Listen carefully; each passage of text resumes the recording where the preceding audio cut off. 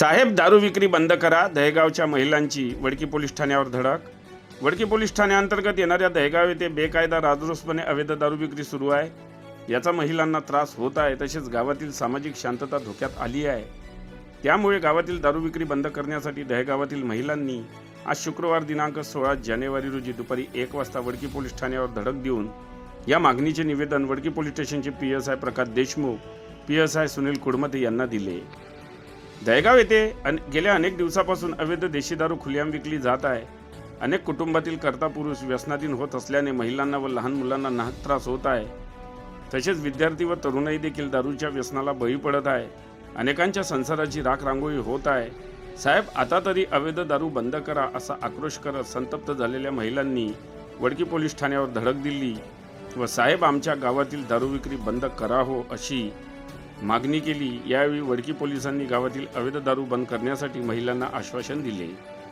यावेळी निवेदन देताना दहेगावातील लक्ष्मी डोंगरे, बेबीताई खोके, गंगा सातपुते, उज्ज्वला जांभूळकर, प्राजक्ता इटाळे, अर्चना तोडसाम, सोनू देशमुख, वंदना सातपुते, प्रमिला गाडवे, मीरा पोटे, नीता बतकल, दीपाली मांजरे, मंगला बोभाटे, छबू चौधरी, सरस्वती चव्हाण, वैशाली दातारकर यासह असंख्य महिला उपस्थित होत्या।